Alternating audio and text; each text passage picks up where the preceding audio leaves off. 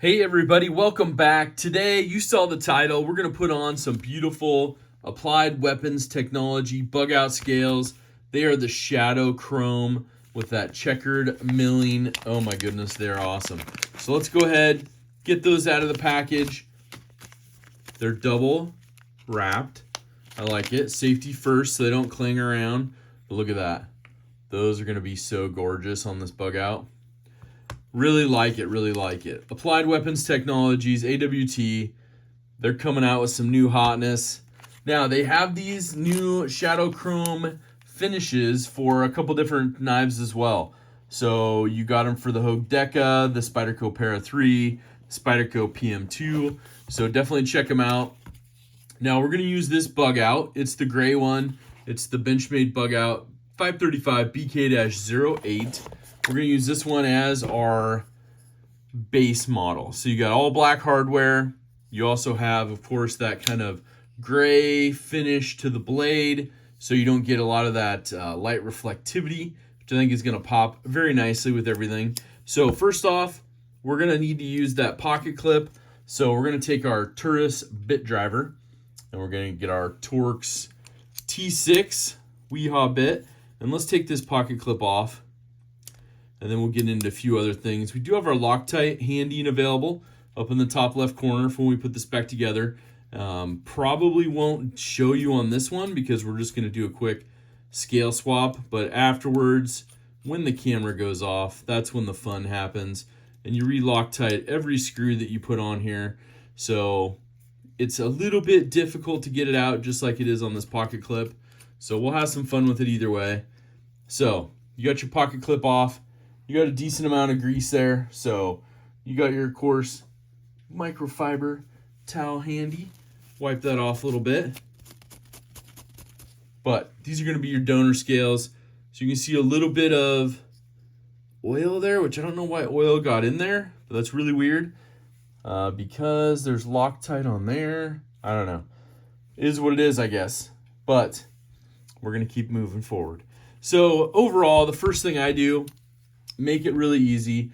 We got our Flytanium pivot alignment tool. There's several others out there on the market. Rust Bucket Goods on Etsy. OCD for EDC has some as well, and even has some more pieces that go with that to hold your access bar back. All sorts of good stuff in his thing, so definitely check those out. Now, to get this out, easiest thing you're going to do, you're going to slide this in, and you're going to just pull back on your lock bar a little bit. You're going to push this through, and there's a flat part to the liners. And once that flat part lines up and a flat part of the pivot, you'll see it right there. It's all lined up. It goes right through. So we'll build it back the same way when we put it back together. A lot of grease on this one, or I mean a lot of lube. So we'll take that into account when we're breaking this down. So let's go with one side first. Let's go with this side right here. So we're going to be careful taking these screws out because they like to strip. There's only a few threads on each one. As you can see, I barely not grabbed that one. So we'll put those off to the side. We'll also make sure that size-wise they're all the same. Something very important to do. We learned that lesson the hard way, right? So looking at these come out of the side where the liners are. We'll put those there. All the other ones for the barrel spacers, everything else, we'll put those up above. Now, there might be a little bit of difference to the shape of these. So we may have to take the barrel spacers off the other side, which if it's a direct, and I'll show you shape-wise and where the barrel spacers line up here in just a second. So when you can see it, you know what I'm talking about. But if there's a difference, so we pop this off. Come on now. Safety first, if you're not comfortable, give that some painter's tape on the edge of your blade there. But look at that. There's so much lube on this thing. Oof. We don't need that much lube. We might put some Slick'em-All in there if we take it down even further. But we'll see how it goes on this one. So one of the things I'll do is show you right here. This goes through your pivot. And then those are in different spots, it looks like a little bit. So we might be able to get this one. But this base one, it might fit. Maybe not. So just to be safe, we'll probably take off this bottom one real quick. And we may have to put this back on if it's super Loctited on there, only because it might spin in that hole. We might be able to get it here. Hold on. And don't use, in my opinion, don't use like pliers or Leatherman unless it's like rubber tipped or rubber on the end, because you're going to mar these up and you don't want to mar them up. You don't want to mar those up. No way. So we'll go ahead and put this back on. And like I said, when I put these liners, look, that's already going to look terrific. We're going to put these liners back in real quick. And I don't know. This one might not line up 100% perfect. Let's see. It's gonna be really close. It's gonna be really close. So let's get this first one in. We may have to take that other one off when we're putting it back together. We'll find out real quick. I think we'll do it just to be careful, just to be safe. Now I tighten these up. I snug them up a little and then back them out a little bit because I want them to be a little bit looser, especially when we're getting into doing some of the liners and the other stuff. I think, let's see here. We just used that one? I think I just used that one. I want to put that one in the liner. Only because it came out of the liner. So I want to put it back in its normal home. If you saw one of my live stream builds, you know what I'm talking about. Doesn't matter on these, but on the other ones, yes, 100%. So we'll get that liner. And you can feel it, like when you're putting it back together, you'll feel that kind of suck in between. So you can see the difference, just the upgrade already. Just gonna look fantastic. So we'll go ahead. I don't want to tweak this one too much, so let's go ahead and put one in the top corner up here. And then we'll take the other side off and we'll swap that barrel spacer over as well. The easiest thing to do, swap them both out. Done. So, okay. So let's go ahead and take this one out real quick. There. Take this little liner one out, and these just take your time. They may get a little stiff on there and want to play a little bit. That's okay. Just give them some time. Sometimes you have to use a little hair dryer to heat them up a little bit. You got to be careful because you don't want to melt the scales and stuff. So just be careful. You know what I'm saying. You know what I'm saying. So this one is just resting in here. You can see these are milled out for the flat portions of these barrel spacers. So you not only have the holes, but the flat portion. And that's important and key because that will actually sit down in that hole. Be like, get in the hole. And it'll sit down in there. And you'll know once it's seated. And then we got a lot. Look at all the lube on this side. Oh my goodness.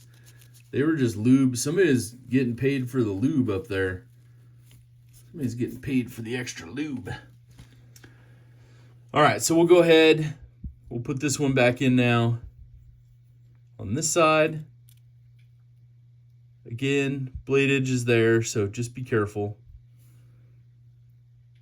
And we're going to go through just lightly. You want to have this one snugged up a little bit because you want it to fit in the other hole, but if it needs to turn a little bit when you put the other side on, then you want to be able to have a little bit of grace for that and not strip out. So, and this one does not want to go in there, does it?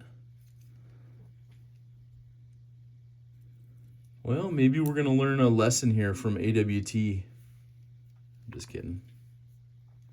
They said everything fits stock. They do sell hardware kits though. And I also saw they sell an upgraded thumb studs. And they do have some copper ones as well, which look fantastic. Okay, whoops. I got it locked in there. And now it's wanting to play a little bit when I tip it. This is why I usually like to do the other side as well.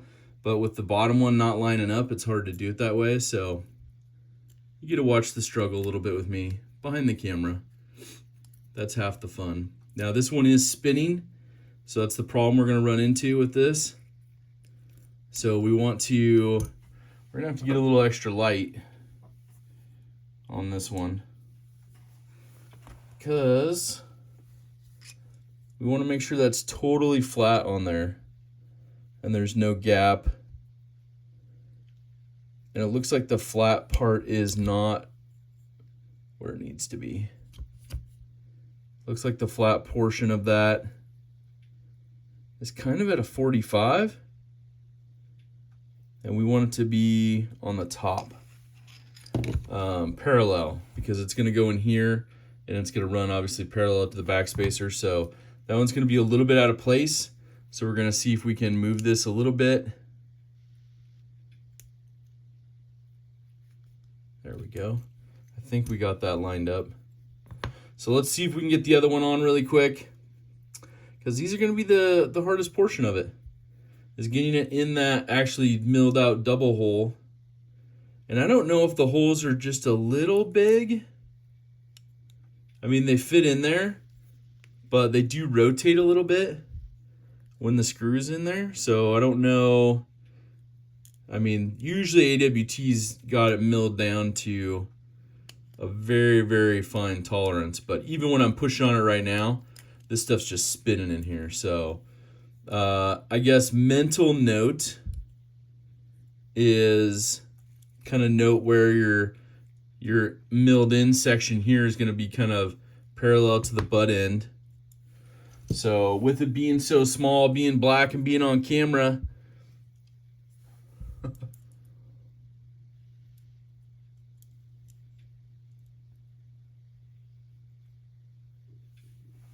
that's where we need it. So let's see if we can tighten it up while it's there. Nope, it's still gonna spin. So let me see if I can get it tight with just my fingers a little bit. That really hurts, but it is what it is. And let's see where we're lined up now. So for me, that's the only negative on these. So it's a little out of alignment. I don't know if you can see, but the flat part is kind of at an angle this direction and it needs to be more parallel. So we'll rotate that a little bit and see if we can get that back to parallel with the butt end.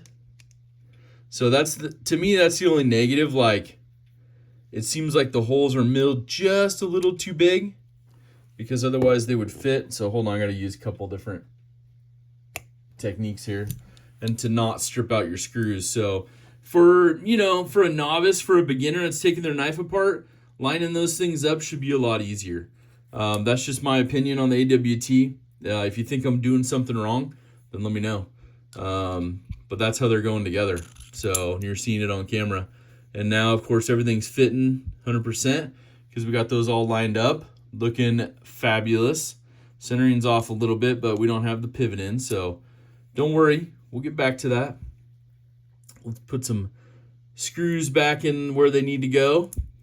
Get this all seated together. And we'll leave these ones that are attached to the liner a little bit loose, maybe half a turn or something.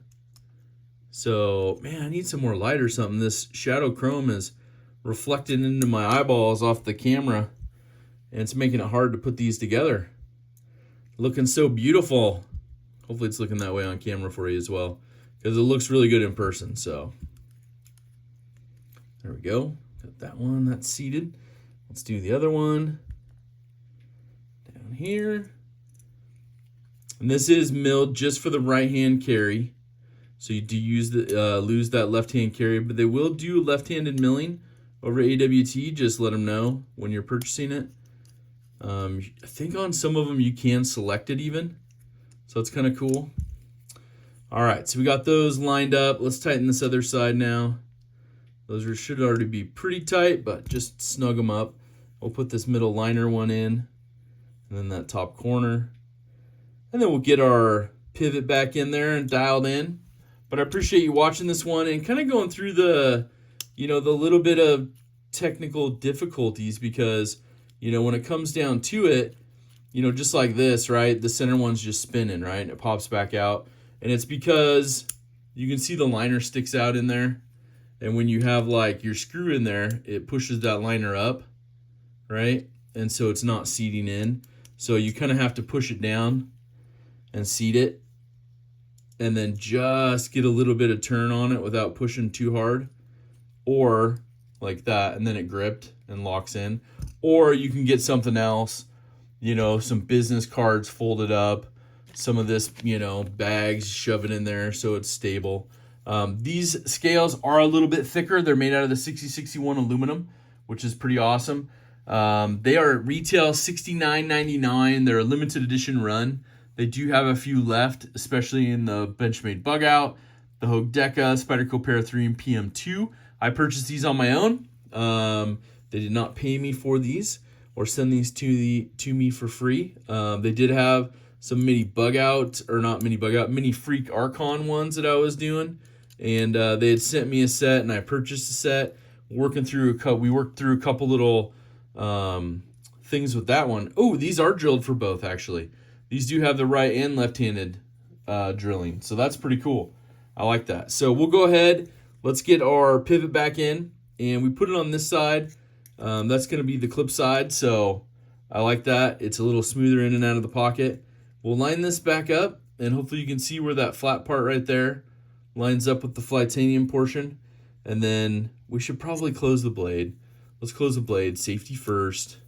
I know. Safety first. Let's do that. So we'll line it up again. Flat side right there. And then we'll pull back on the access bar. And it's supposed to shove right through. That's always the goal, right? That's always the goal. That's not what always happens. We did get hung up on something. So let's go ahead, loosen these up a little bit. Of course, this pops right out now.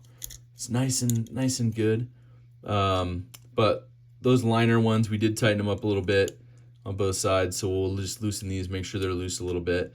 And this will probably just slide right through because it's super loose now. All right.